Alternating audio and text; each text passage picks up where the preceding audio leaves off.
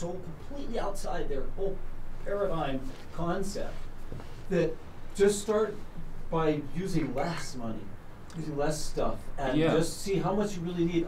People use the word need in place of want a lot of times, and what they really need to decipher is those things, and you'll find out you need almost nothing. There's the George Carlin skit about having your big house and your car, and then you take a vacation and you got it in a suitcase, and then you go for a day hike and you got a little knapsack and your lunch, and you sit down on top of the mountain and you go, wow, this is really all I need. Yeah. Well, let's see. I had a thought and I lost it. I was talking about getting to no money by first going to less money.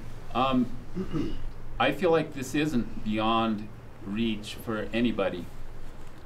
Like, I feel like everybody already lives without money. Like, every day, every time we do something, expecting nothing in return, just out of the instinct of our heart, we are living without money and we are an anarchist. That's like a phrase I've heard, like everybody's an anarchist at heart. Our families work that way, our friendships. It's like we're always doing, whether consciously or subconsciously, accepting freely and giving freely. And I feel like if we cultivate what's already here, not thinking of some future utopia, some future moneyless society or past Eden, but cultivate what's already here,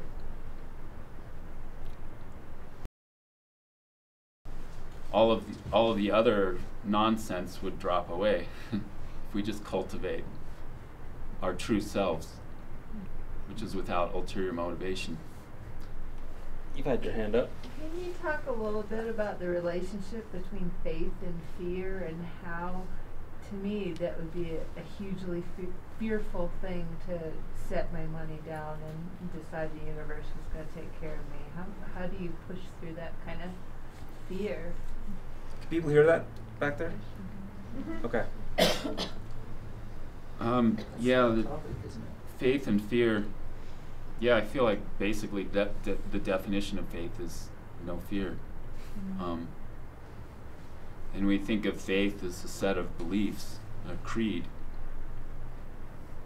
But I see faith as trust. It's like trusting that everything will work out. And it is difficult. And I find myself struggling with it some days. Some days I get into a point of anxiety, thinking, like especially when I've been hitchhiking on the road and I have no money, or I have no food with me or anything, and I have no idea where my next meal is going to come from. I'm out in the middle of nowhere, and this happened several times, and these feelings of anxiety would come over me. I think, wow, I must be nuts doing this.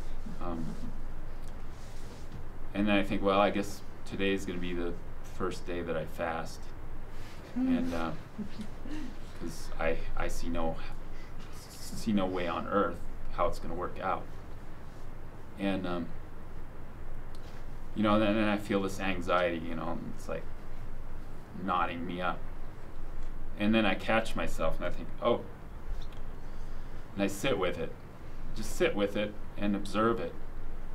And then you see where it's coming from. Just observe it until you see where it's coming from. And then I think, wow, how long have I been doing this and everything's been working out? Why all of a sudden am I anxious today? And even if it didn't work out today, like how many weeks can a human live without food? And it's no problem. In fact, it's healthy to fast. Like, why am I so hung up on this meal today? And it's finally when I let that go, and it doesn't have to be about food either. It's like rides, like hitchhiking or whatever. It's like, wow, nobody's gonna pick me up and I'm gonna be stuck here forever.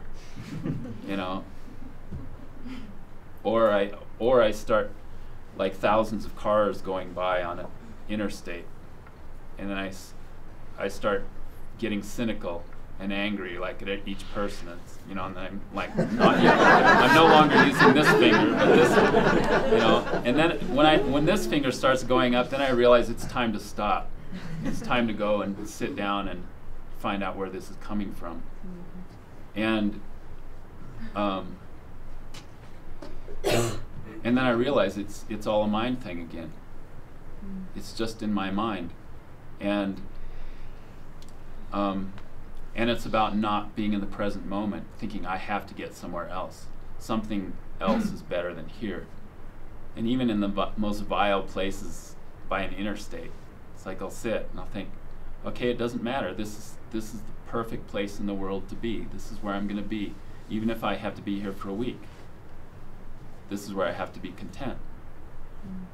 And when I finally let it go, I don't know how many times this has happened. Like I'll go back to the road, stick my thumb out, somebody will stop immediately, you know. Or with the food situation, as soon as I let it go, I think it doesn't matter. It doesn't even matter if I eat or not, you know. And then invariably, it's almost like for the split second that I let it go, somebody stops and they'll say, hey, do you want, like one time some bicycles came by and said, hey, do you want some almond butter? You know, they give me a jar of almond butter. It's like, can I give you an example of that miracle? Because I've had it happen. Hold on a minute, man. I love your questions, and I'm going to buy you a beer afterwards and we can answer, but all these hands are jumping up, and I want everyone to get a chance. Is that cool? Yes? So I had read Planet Walker, which you might have heard of, about, what's his name, John Francis, yeah, who walked everywhere without cars for quite a long time. And something you said when you were first talking, that when you saw him in the grocery store, you felt like it was a threat to your life choices. And John Francis talks about a similar thing where he got some really aggro people who are like, think just because he doesn't want to use cars anymore, that's like a threat to their decision to use cars. And people get really either vulnerable or just feel threatened by that. And if you could just speak to why you think some people respond to your decisions, or other people who choose to step out of the box a little bit in that way. And you know, if you've seen that or if you have any insight. well, I think that's what's ingenious about Mark's first chapters. He was honest about his own feelings.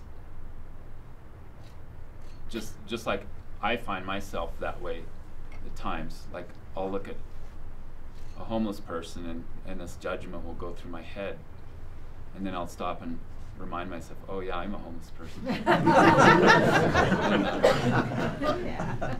But also, I feel like that principle of feeling judged, it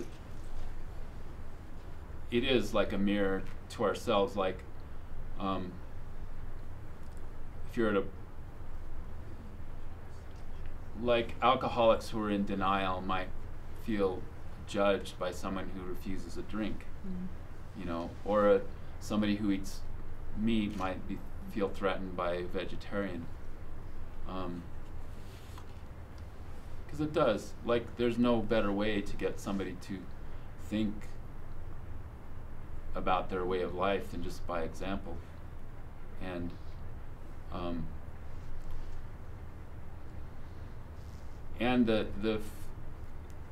the phrase judge not that you be not judged, when you think about that, it's really profound. It's like to judge and to be judged are one and the same. Like if I feel like somebody's judging me, I'm judging them to be judging me. They might not have an inkling of judgment in them, but if I feel judged, maybe it's me judging myself. And yeah, the reason I added that, or the reason I started the book that way, is because I've been reading all these blogs about people commenting about Daniel in the comment threads, and people are just vicious, and they're so angry, and they say the completely like false, libelous things about him, and they so often indicate like that they're feeling judged or threatened. And I had to admit that I had felt the same way, you know, back before I was getting a book contract to write about him. Like, that was my judgment. It was like, oh, I don't talk to you. And he presses those buttons on a lot of people by his mere existence. I mean, if you're a Christian, and you know that you're not actually like going out and sitting with the poor and the wretched and like loving them as your neighbor, it's kind of threatening to see someone actually doing it.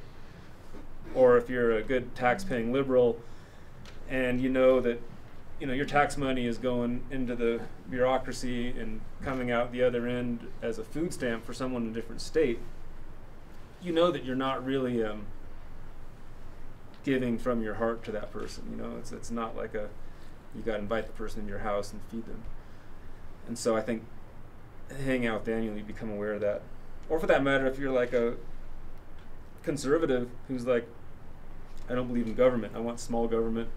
I want the government out of my religious affairs. I don't want to have to be forced charity. And then here's some guy saying like, I don't believe in government at all. And I mean, how many conservatives are really going to say, okay, this is what we should do then, is all go live in caves because and not have government. So it causes people to realize the sort of like middle of the road of their beliefs. It caused me to realize that. It caused me to realize, wow, I've been talking about Thoreau and Gandhi for my whole life, you know, and here I am just like in my little castle. Who's got another question? Ooh, you. So you've gone through this process of like renouncing money in this monetary system. But what about like on like a philosophical level of like something of a time bank or a barter system on like large scale society? What are your thoughts on how that could function within like society? Yeah, I think those are like anything, any alternative that gets people thinking of a different way of living, I feel like is good. And there are time banks, like I think it was Estonia. I heard that it's even sanctioned by the government in Estonia. Somebody could correct me if they know. But this time bank thing is a big thing there. But bottom line, for me personally, I don't even subscribe to conscious barter. I would like to see us move beyond money and barter. I think it's a good step, but in my mind, they're the same thing. Money is just a more convenient form of barter. So you're not carrying around a bunch of stuff, but the motivations are basically the same, except the good thing about barter is it puts people into physical contact, whereas money, you can have interactions with people without ever seeing them. But this goes back to what I was saying about nature and observing nature, and this especially became a revelation to me in Alaska, just watching animals and myself. Like, I was foraging, like experimenting with living off the land, and I camped near a raspberry bush and started eating the raspberries, especially on this one bush near my tent. And I noticed that bush, out of all of them, the raspberries kept getting redder and plumper as time went on. Like the bush was encouraging me to eat more. And I actually felt this communication with this raspberry. And the communication was through color and taste and smell. And you know, when you think about a bear like eating the raspberry, he'll take the plumpest, reddest ones, and they pull off easily from the bush, whereas the non-ripe ones don't. The raspberry is saying, "Eat me," and the bear eats it, has no sense of obligation whatsoever to the raspberry bush. He's not thinking, "Wow, what do I owe this bush? Do I have to trade anything?" And the bush isn't saying, "Now you owe me." It's giving freely. And the bear walks on. He probably totally forgot about the bush. He goes on and then he poops. And his poop becomes food for organisms in the soil. And not only that, he's pooping out the raspberry seeds and propagating them for the bush. He doesn't even know it. And these bushes are growing here. And then we ask, well, how does it work? Okay, how does the raspberry bush get what it needs in return? And that's the point, not knowing. As soon as we start worrying about credit and debt, like is there like an accountant sitting there by the bush saying, okay, let's work out the balance here. The point is giving up consciousness of credit and debt, which includes barter. Like, how many animals do you ever see haggling over anything? And barter happens and trade happens, but it's out of our hands. And this is where people would say I get religious, because I would say it's in the hands of God or in the hands of the universe. Like the whole idea of vengeance is mine, I will repay, says the Lord, you know. You could say, well, the universe will take care of credit and debt. And I feel like the worldwide myth, it's in various forms all over the world, of stealing fire from heaven. It's every culture's explanation of what has separated us from the balance of nature, what separated us from grace. And we've taken this consciousness of credit and debt from the gods, from heaven, and made it our own. And now all of a sudden we're separated from the grace of nature. And in our own myth, in our own culture, it's the Garden of Eden story. All of a sudden what only belonged to heaven became ours. Consciousness of credit and debt, or knowledge of good and evil, putting values, this is good, this is evil, when in the beginning all was good. Now we're like saying this is valuable, this is not. This is good, this is evil. And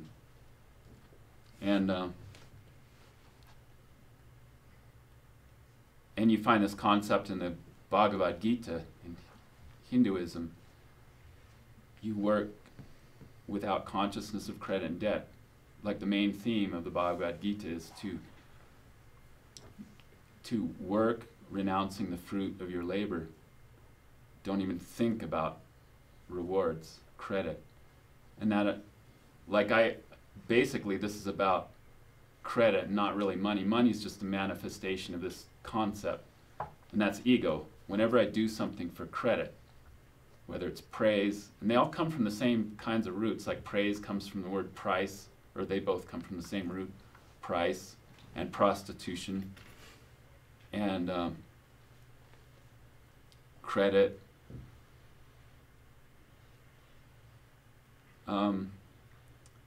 And I would also say that the most perfect economy, and we see it all around us. I don't really like talking about abstract ideas like future utopia or past Eden. I feel like it's all here and we can see it if we just open our eyes to it. Nature all around us is in a perfect balance, and it's a pay-it-forward system. That's the perfect economy. And you contrast it with our economies in commercial civilization. Like, what nation on earth can really balance its budget, much less its environment, with our PhD economists? And like, the more we try to balance, the more we stumble. And this principle is even in like a martial artist or dancer or anybody who has a skill, riding a bike. We understand this principle. When we try to balance, we stumble. When we just give up and trust, then we go into balance. Tai Chi. Like, your right hand doesn't know what your left hand is doing because you're centered on your chi. It's all across the board, it's the same principle, and that's faith. Yes, over here. So, I understand your motivations for renouncing money and for your lifestyle. So many of us are built around money as our motivator. I mean, that's why we wake up in the morning when we do. That's why we drink as much coffee as we do. That's why we do so many, that's why we drink as much beer as we do, because we know we have to get up and do the whole thing again tomorrow. What is your driving motivator in life? I'm very curious. Maybe to expand, you know, why are you here? Why did you go to Alaska? Why do you do all the things that you do? Fun.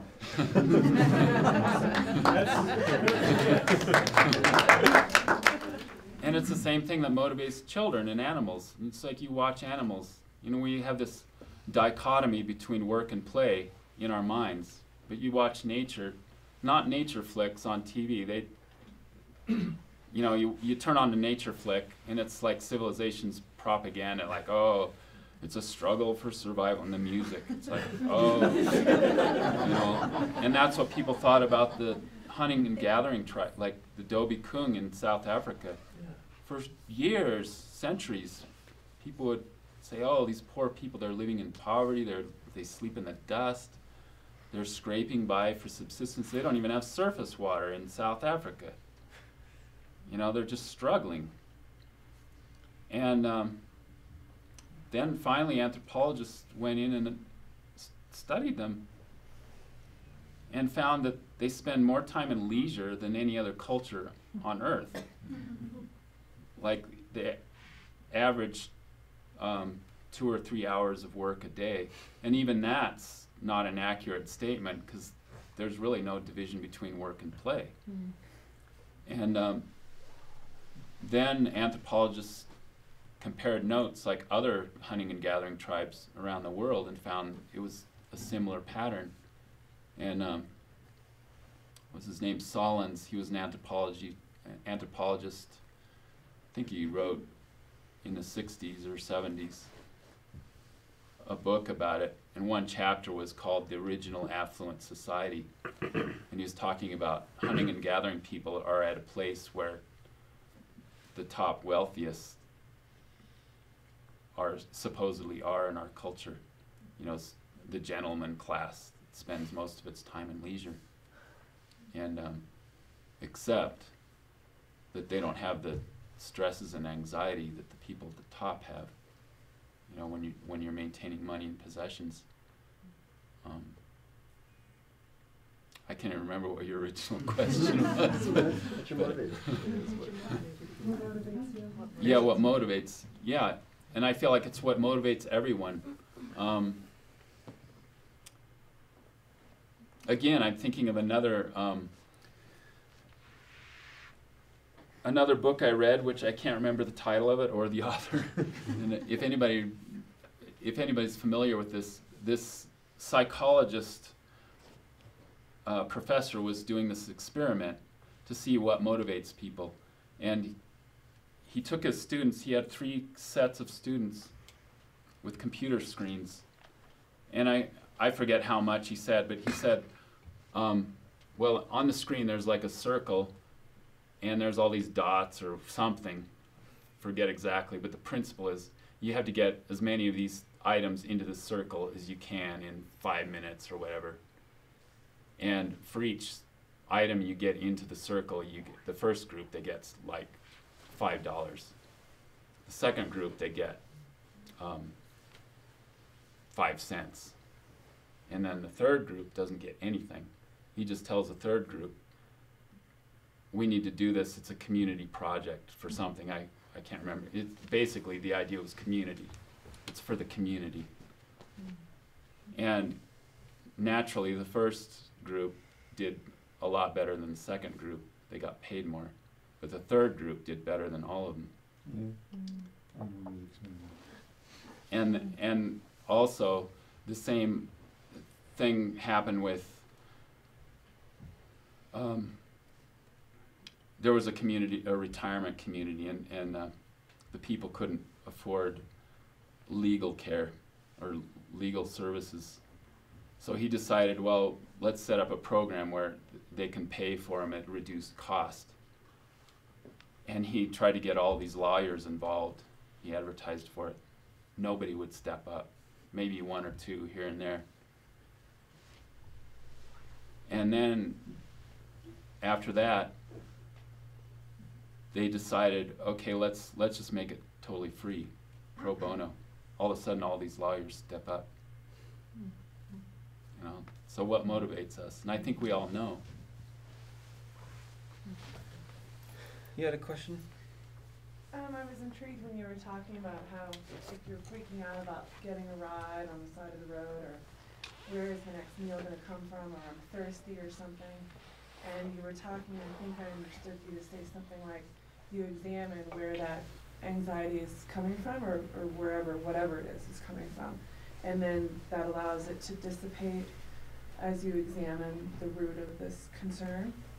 So then it led me to wonder if you have, and this is a little personal, but do you have wants beyond perhaps survival? Like, is there, and I'm just curious, are you able to kind of meditate them out? Like wants for personal relationships, or wants for, I'm not talking about like a 0-degree bag or something like that. I'm just curious. Yeah, that's a good question. It's really the same exact principle. Like, yeah, I have wants that come up. Yeah, and then I meditate on them and find out where they're coming from, and they go away. Because the point of living this way is to have no wants. And, you know, I think about the old, you know, you hear it on Hollywood television, the 23rd Psalm, the Lord is my shepherd, I shall not want. And I think there is a profound principle there, and it's the principle of Buddhism too.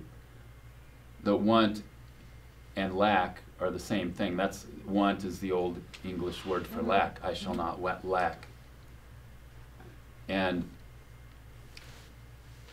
whether we're talking about relationships or frustration at the side of the road, or hunger, or thinking I want some, what I find is my discontent is it's not in the present moment. It's not in the reality of present circumstances.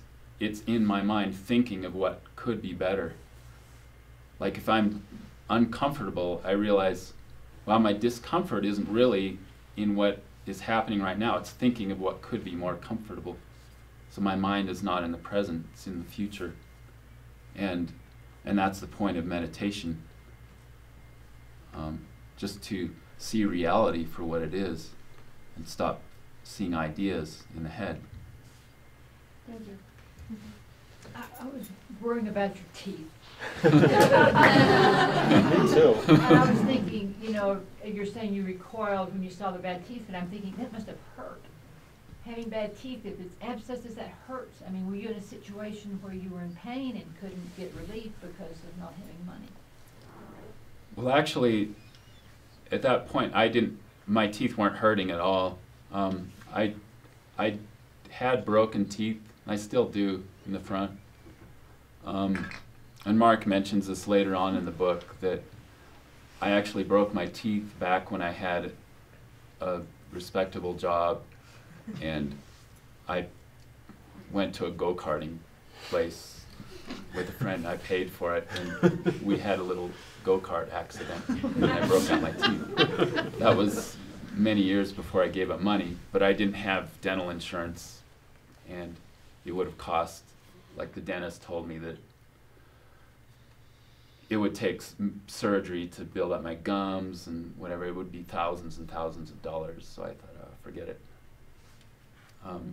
But later on, after I gave up money, I did develop a cavity. Actually, I developed 2 cavities. The first one, I had an abscess that happened, and for about 2 days it was excruciating pain, and then I put pinion sap in it, and like the pain went away, and I just kept packing it with pinion sap. But finally that tooth rotted out and came out. then I got another cavity a couple years later, and I mentioned it to my parents, and they said, well, Don Adams, that goes to our church, my parents' church, he's worked with people for, ever since he became a dentist, done free dental work, like overseas and in Grand Junction, the homeless population. He does it for free, he expects nothing in return. And that was perfect for me, because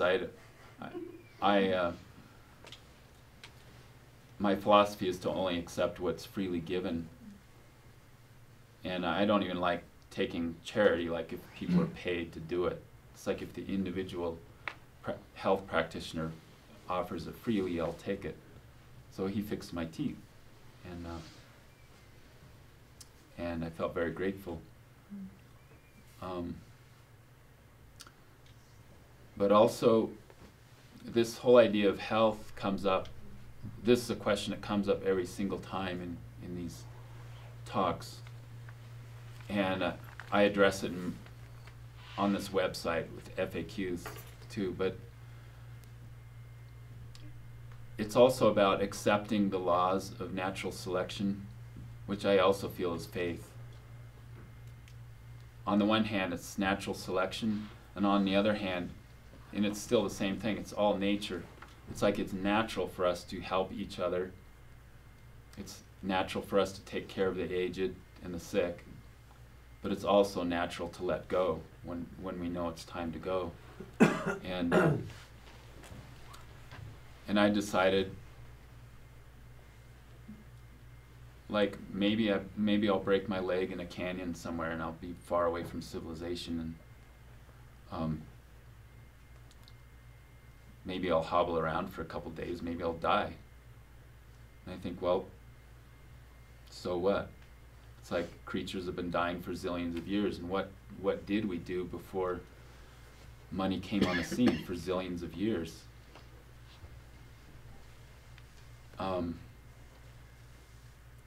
And I remember back when I did work for money, I worked in a couple different hospitals drawing blood, and I'd go to the geriatric ward, and I would see old people with tubes in their arms, and most of them, I felt like they wanted to die, and their families would come in, and I felt like their family members wanted them to die, but some idea of morality, some dogma would keep them alive.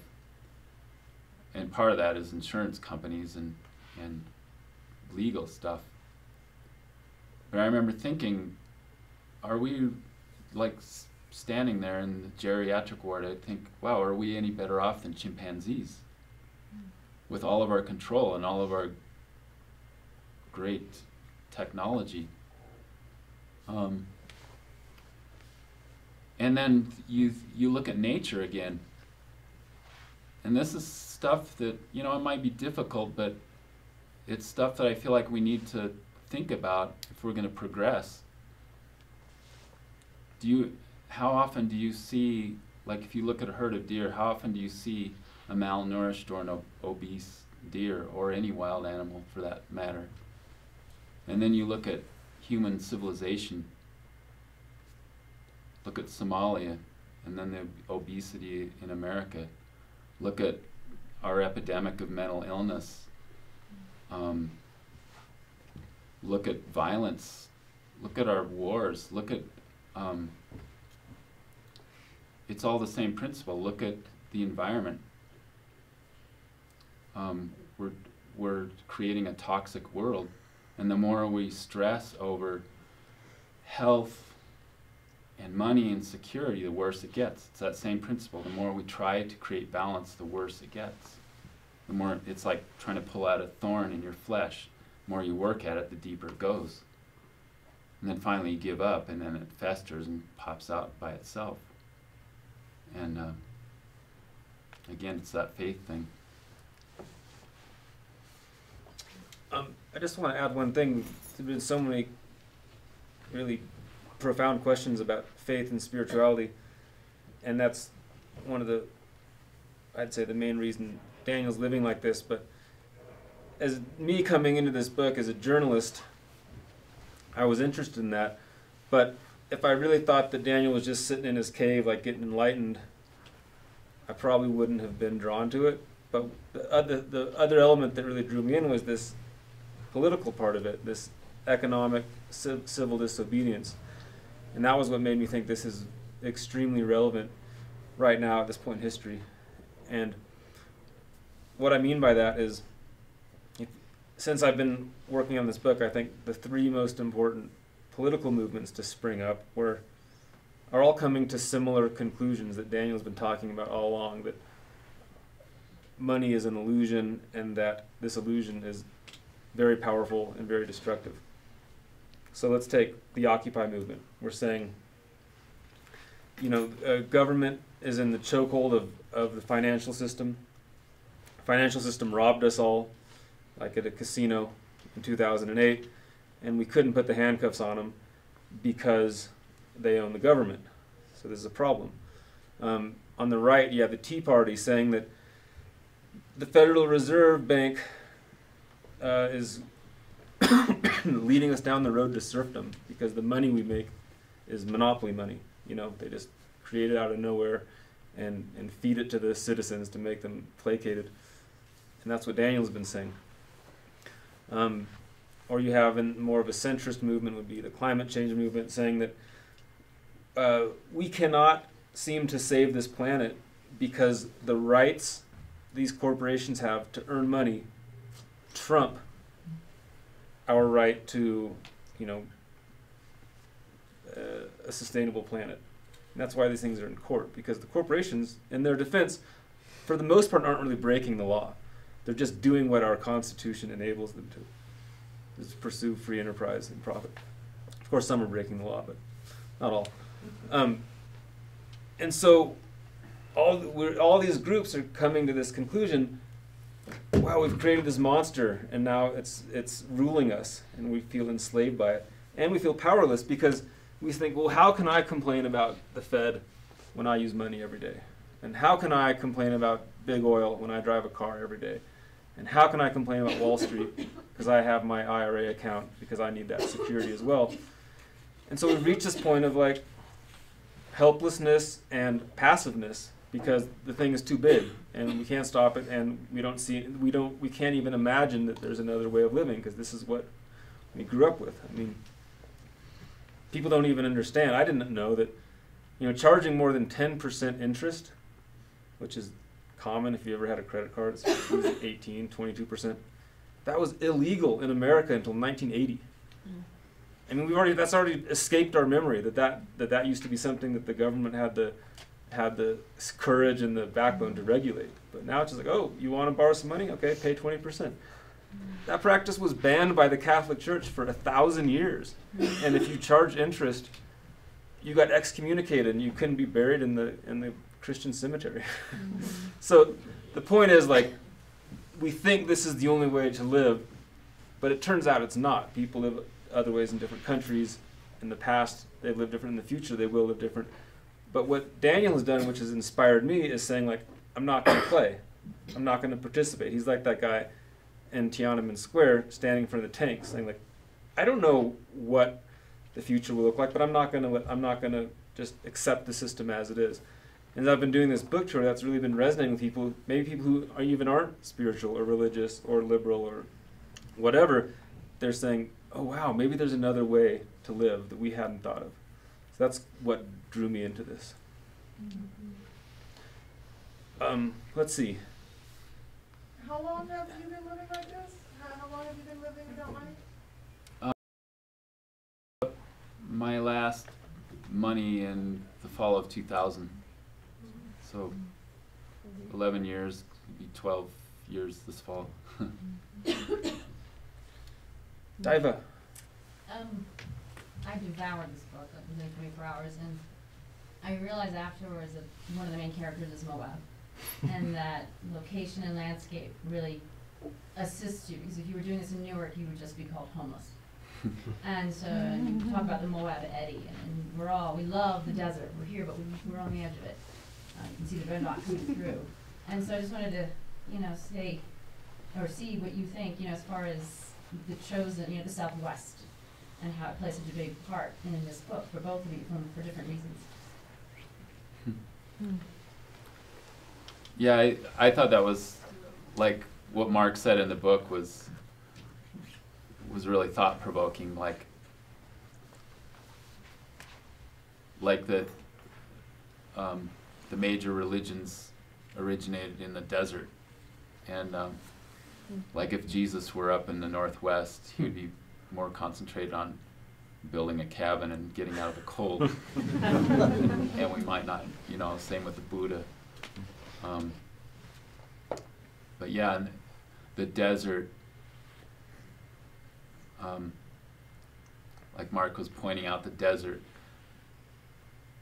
gives you a feeling of our own mortality and the impermanence of ourselves, and yet the vastness,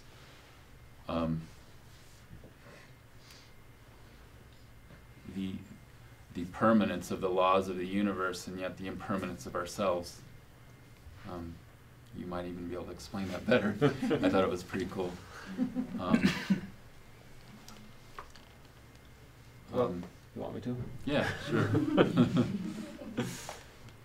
Yeah, I mean, like say, the landscape really invites spiritual seeking. If you read Ed Abbey, like, the landscape is not a wasteland as it was thought of for a long time, but it's this sort of place for meditation, spiritual wondering, and feeling alive. And what that does is it creates a lot of little towns where you have a whole bunch of people who ran away from somewhere else and were drawn to this place, and there's sort of like an idea of reinventing society. And I think that you see that in a lot of these small towns in the mountains, in all the Four Corners states, in the deserts, in the canyons. And in Moab, certainly. I mean, you have the town of everyone who's like left. For the most part, people have left somewhere else. They went on this quest. They landed here. And now they're building a new world. And the people, I have a whole chapter about this food co-op that started in the late 70s. It no longer exists, but it was actually a food store where they didn't want to make any money. They wanted to give away the food at cost, or as low to cost as possible. And people could work there in exchange for credit and get food. And the guy who ran it didn't ever look at the book. It was all faith. Work here and take whatever you need. And it was actually a non-owned business. There was no legal owner to the business. And it was just like, it was this experiment in anarchy that absolutely worked for 20 or more years. And you find all sorts of stuff like that. I mean, you guys have here, they have the free box. And I don't think that stuff necessarily exists in the rest of the country. Yeah. Oh yeah, that store you were talking about, Mark mentions that in the book. That was one of my stepping stones too, is working at that store. It was part of my weaning off of money. I was wondering if your family has read the book, and if so, what type of dialogue has come from that? I gave the book to my parents a few weeks ago, and I was worried because I was worried how they would take it, and they often don't comment on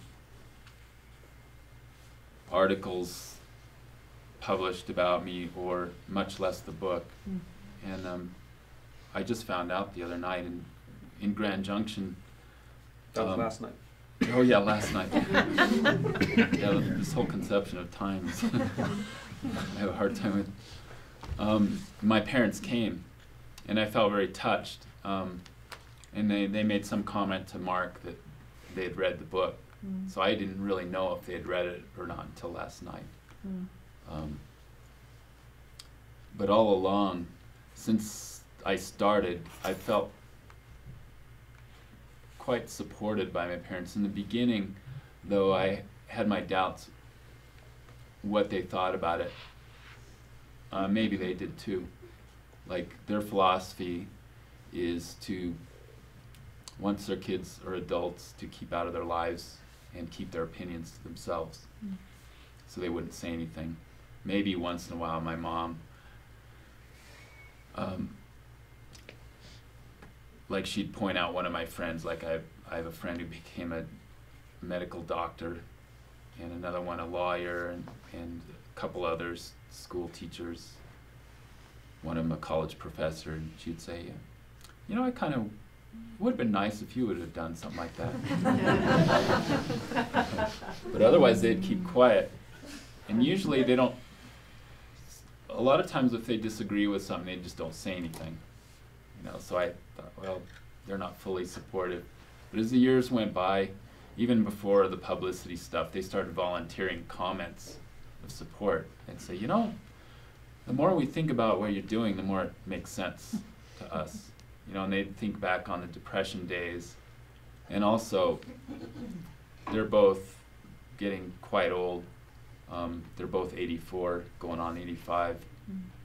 And they'll say this too. They'll say, yeah, as we get older, we see how fleeting life is and what nonsense it is to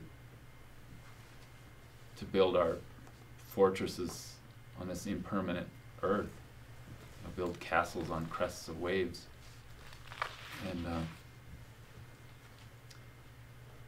And a couple of years ago, you know, I thought, well, maybe my parents are just saying that because they're trying to make me happy. You know, I'm too far gone anyway, so why convince me otherwise? And my dad invited me to one of his Bible studies. He used to teach this Bible study. Very conservative, fundamentalist, evangelical. And I said, okay. And I went, and then partway through, he started bragging about me. He started saying, yeah, Daniel's living by faith. And, you know, and I felt really touched. It was like kind of choking back the tears. I was really afraid when I went to interview his parents, because I knew that they were very conservative, fundamentalist, and also like sort of religious right in their political beliefs. And I just assumed they were going to think that their son was a complete failure and like be really judgmental and disappointed. And as it turned out, coming from fundamentalism, it was actually Daniel's life made more sense to them than it would to, say, my parents, who are a little more secular, a little more like, hey, are you going to go to a good college and get a good job and be a success? But when you spend your life kind of engaged in the Bible and you're talking about Jesus walking out into the desert and John the Baptist eating honey and locusts and living outside, stuff kind of doesn't seem all that strange. I think also, like a lot of fundamentalists would be and have been very critical of what I do. But, and I think back when my dad was younger, when he was my age, he would have been more critical. In fact, I remember him saying like very judgmental things about people living like me.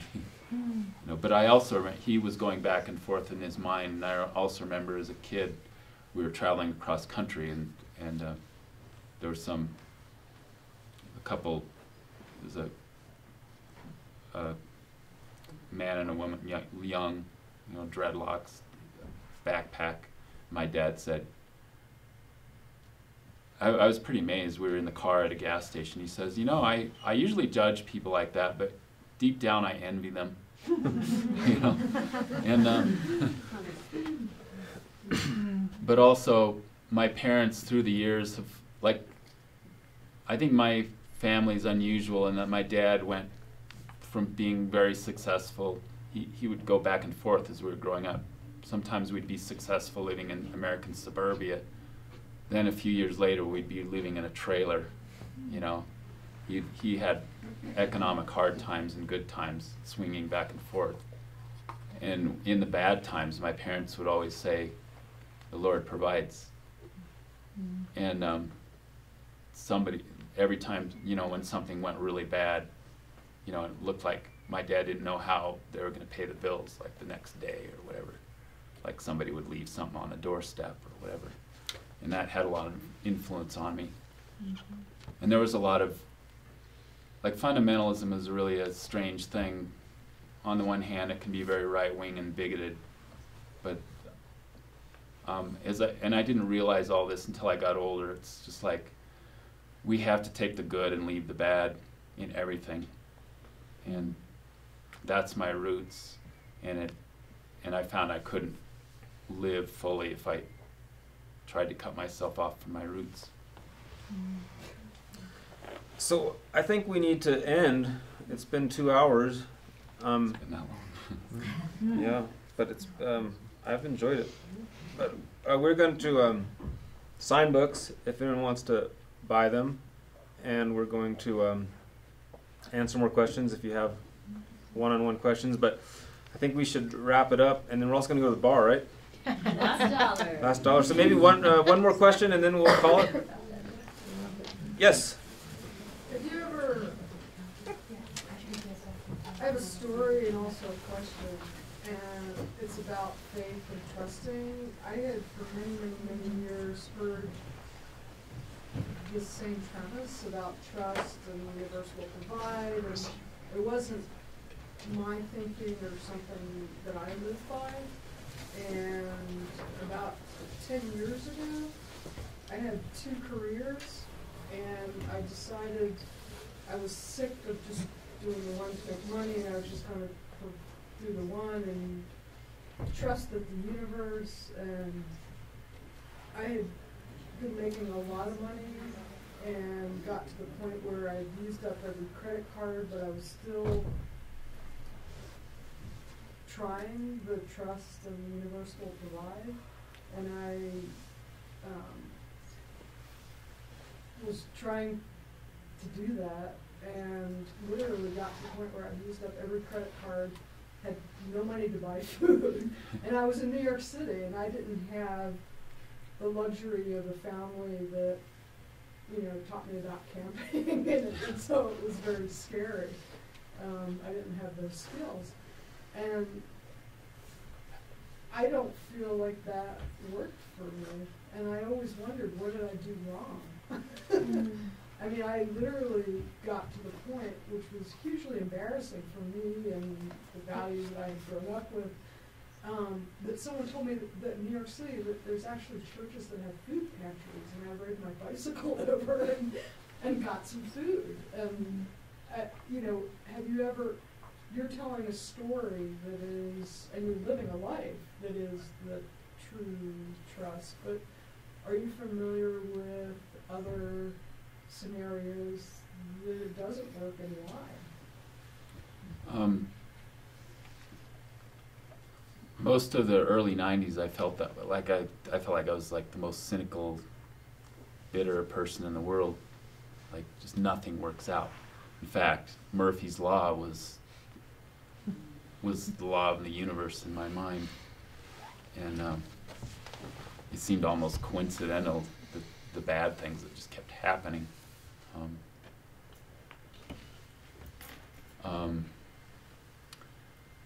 You know, and I felt like, wow,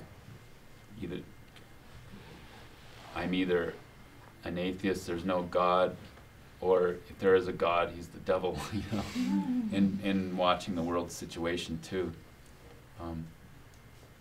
But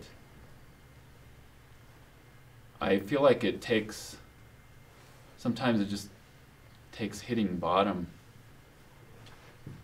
And I've found, like, I've hit bottom quite a few times in my life. And a lot of times I've forgotten after the fact.